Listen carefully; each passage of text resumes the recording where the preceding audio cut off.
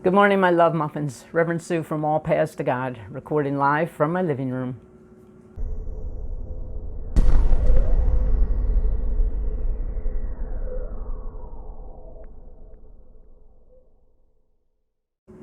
Before we begin today, I want to send a heartfelt loveogram to our dear friend Dolores in North Carolina. Her family had a small memorial service for elves on Friday, and they streamed it live so many of us were able to tune in on our computers. Our hearts were with you that day. Our hearts are with you now and will continue to be with you, our dear friend Dolores. And rest in peace, elves. You know that we have a new church. I signed a 2-year contract with the Holiday Inn up beyond 75. We call it the Holy Inn last week. We have no urgency to come together anytime soon, though we're beginning to put out some feelers and get an idea of whether people would like to begin meeting in person. The split was about half and half. Half people didn't want to come yet. They still want to be conservative about the risk of COVID. And the other half thought that if we followed protocols, they would feel comfortable coming at this time. We had targeted the 22nd to do a potluck for Thanksgiving. To be honest, I don't know what we're going to decide to do. I see that the risk alert is going up nationally, and we want to be very conservative and make sure that we prioritize our people's health. So we're going to continue to discuss it, and I will let you know whenever we make a decision. The other announcement is that we debated whether we were going to continue with the garage sale that we had scheduled this week. And we had such an abundance of Christmas items that we decided we would in fact proceed with it. But we have such an abundance of items that we weren't sure, because there's a decrease in the number of volunteers, again, because of the risk of COVID. Some people are being very conservative, and rightfully so. So we just decided that if it looks like we don't have sufficient manpower, we're simply going to divide the items and make sure we have all the Christmas items out and things that we think are desirable as Christmas gifts, and then we will save the rest for a future sale. So anybody who would like to help set up, which is going to be a big job, plus first come, first served shopping, it will be Wednesday and Thursday from 9 to 5 at Jerry's house, and the sale itself, if you can help, will be from 8 to 2 on Friday and Saturday of this week. So thank you for that. Part of the reason that it's such a challenge is because such goodness and abundance is flowing to us. This week, someone let us go into a home that was fully furnished and help ourselves to anything that we wanted.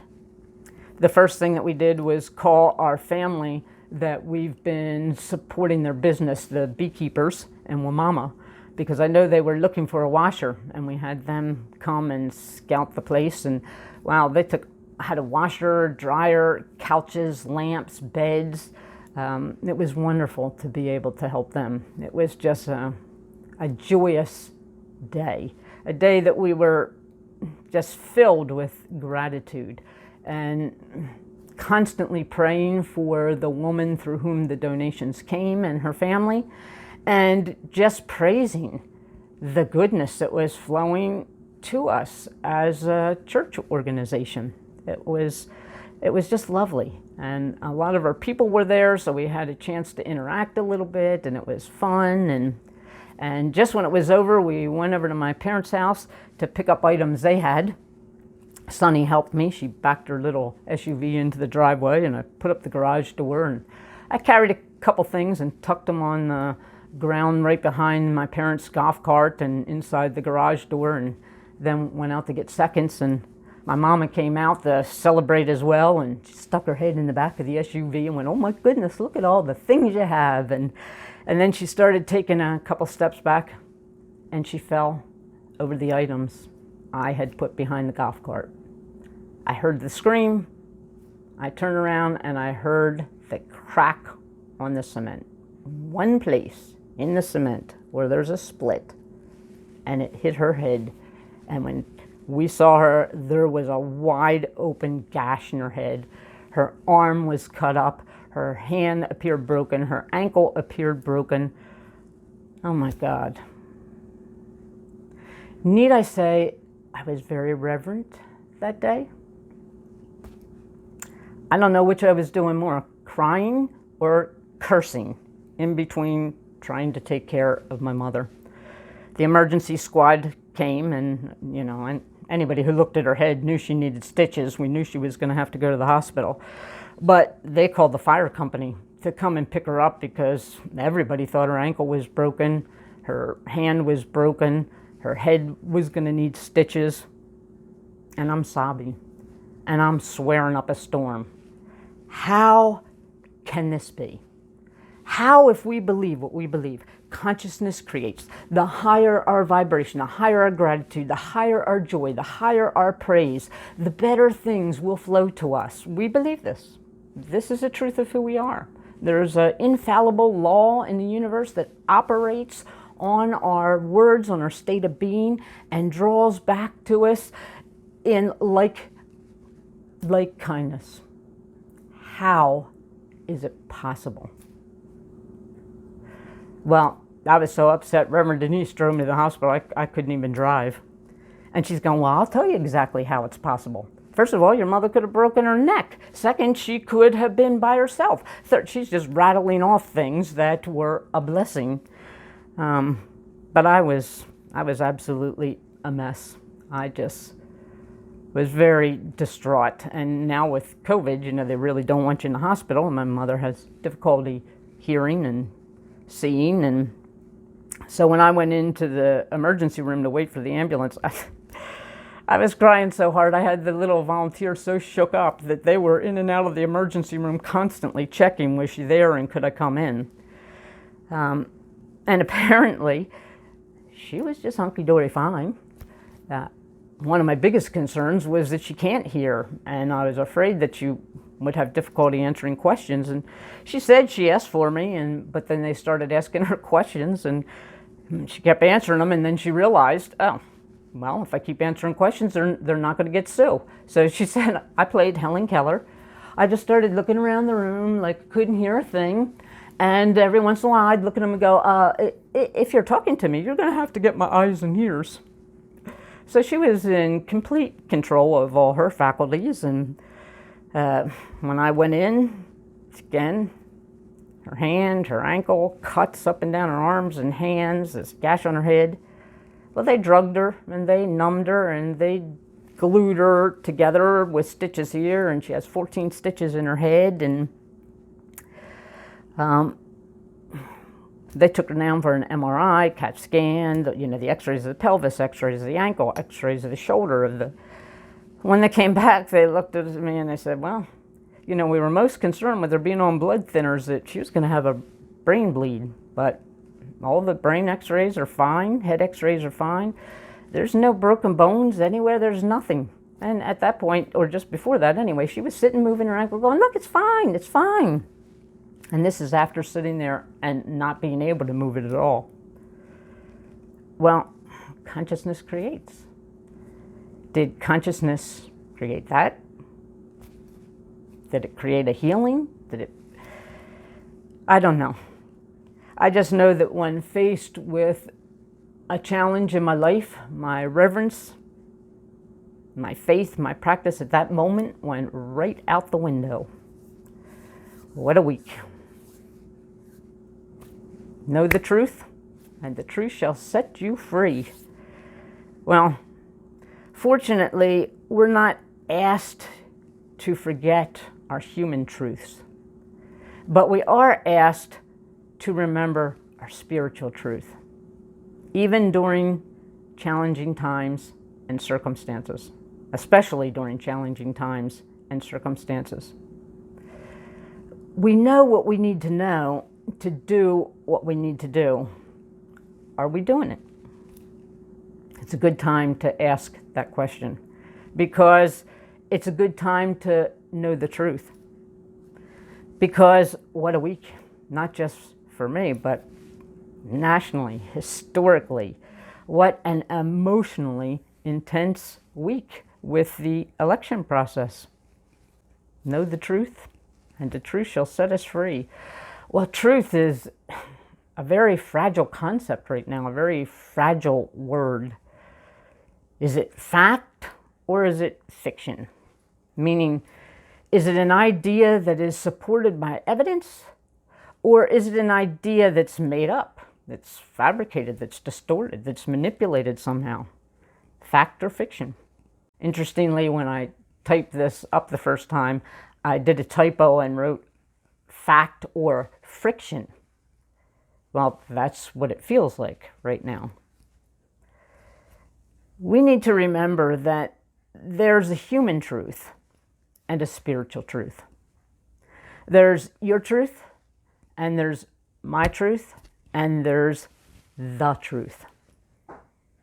Your truth and my truth, both, even if they're completely opposed to each other, have credibility, if for no other reason than we believe it. Your truth and my truth. Don't know if it's fact or fiction, but we believe it. And then there's the truth. Ernest Holmes reminds us, if we believe in the Creator, then we must believe in its creation. Us. All of us. No exceptions to the rule. We're not asked to forget our human truth, but we are asked to remember our spiritual truth. We are one. One people under God. One people in and as God, expressing in this earthly place. We need to remember that even during challenging times and circumstances, especially during challenging times and circumstances. We know what we need to know to do what we need to do, but are we doing it? You know, in one of my all-time ever favorite stories, there's a story about God wondering, are we doing it? And so God sent his angels to scour the earth and kind of take a poll and get a little bit of a percentage, a ratio idea of how many people are practicing the truth, living the truth, loving their neighbor. So the angels went around and watched everybody and got a feel and rated them, and then went back to God and said, well, God, it's about 10%. About 10% of the people are open-hearted and loving and kind and compassionate. And well, God was a little distressed that that number was low, but he couldn't do anything about it. Free will, right? So he decided he was going to send a letter of support to the 10% that were loving thy brother. Do you know what the letter said? Oh, you didn't get one either? That's one of my absolute favorites. I didn't get one either. We have some work to do. That kind of helps when we wonder, is God in control? Free will. Is God in control? Things are pretty chaotic. So does God have control? Is God in control? And I heard an answer to this recently I really liked from a preacher online, Steve Furtick, I think you pronounce his name. He asked, is God in control? And he said, God is in control, but God doesn't take control. God gave us free will, so we get to take control of our circumstances. If we want the world to be a better place, we have to be a better person in it, because the world is made up of the people who live in it. One people under God. We're not asked to forget our human truth, but we are asked to remember our spiritual truth, that we are one, that we are all children of God. But we wonder sometimes as we practice this belief system, how on earth is it possible to hold a vision of good, to be kind and compassionate, to love thy brother, when there is so much wrong with people and the country and our world? I remember a letter that a little boy sent to God and said, "Dear God, how do you love everybody all the time? I only have 4 people in my family, and I have a hard time loving them all the time." Well, that's the human part of us. The human truth of us is that we do have difficulty living these spiritual qualities, these truth qualities, as we interact with life circumstances. How to love when there's so much wrong with people and the country and the world? We are not our troubles or our conflicts or our frictions. That's not the truth of who we are. We are so much more than our problems and our challenges. A very real part of us, each and every single one of us, exists beyond our troubles, independent from any challenges or frictions that we face. We must know this truth. We must celebrate who we really are, regardless of world conditions. Otherwise, we'll just keep trading sides. Sometimes we'll be the winners, sometimes we'll be the losers, but we'll all be and always be the fighters. Some people are happy with the results of the election. Some people are not happy. We don't want to run the risk of just switching sides. Half of our country is on one side, half of our country is on the other side. We don't want to have our sense of being okay based on having had a turnout that we wanted. Otherwise, we're prisoner to that. And we will always have these opposites that have so much friction between them that we'll never be able to find the spiritual truth of who we are. Notice that firemen use water to put out a fire, not fuel, not gasoline, not more of what started it in the first place. And if we don't want to add fuel to the fire, we can't try to put it out with my truth and your truth competing against each other. We can only put it out with the truth. Not with our human truth, but with our spiritual truth, with our unity, with our oneness, with our inner goodness. This is the only way we can get the job done. We don't have to fight for the truth. Truth needs nothing from us to be itself. We can't diminish it. We can't damage it. We can't destroy it. We can only accept it or deny it. We can only remember it or forget it. And that's what happens when we're faced with challenges and crises, just like the trauma that I experienced when my mother was injured. We don't remember the spiritual truth of who we are. We get lost in the human truth, in my truth. If we don't remember the truth, it will negatively influence how we show up in the world, because its absence will adversely affect our mind, our mood, and our mode of interacting with each other. Know the truth. Remember the truth. We don't have to forget our human truths, but we do have to remember our spiritual truth. So your mission, my friends, if you so choose to accept it, remember. Remember the truth of who we really are. We're not our troubles. We're not our challenges. We're not our problems. We're not our frictions. We are so much grander. Celebrate the truth of who we are, the oneness that we are with God and grace and good and each other. Celebrate our collective, universal potential and possibility. And that memory must reach our heart in order to be effective. It doesn't have to dominate our heart during our human truths that are paining us, but it has to be an awareness that tempers that so we're not adding fuel to the fire.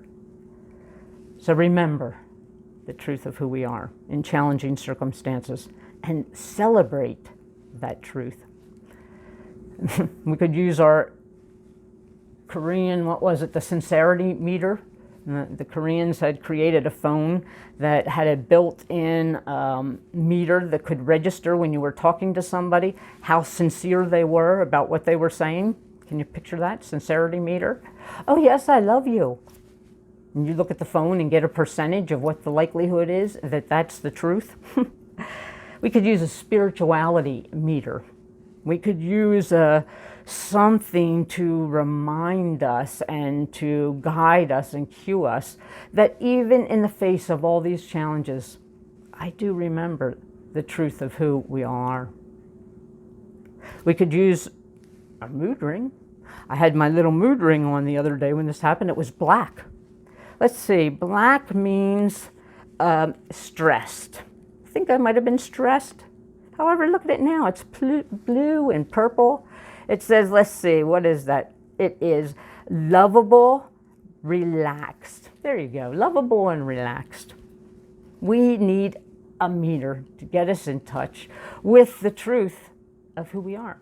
And that meter is just going to be our own mind remembering, someone helping us remember, and allowing, even in life's challenges, to be momentarily lifted into possibility and potential. So your mission? Remember and celebrate the truth of who we are. We know what we need to know to do what we need to do. So now we need to do it. Just remember and celebrate. Knock, knock. Who's there? I hear you say. We. We who? We who. Say it louder. That's right. We who. Celebrate us all. The collective us. We are the people. Now is the time. And this is the way. I love you, my friends. Namaste.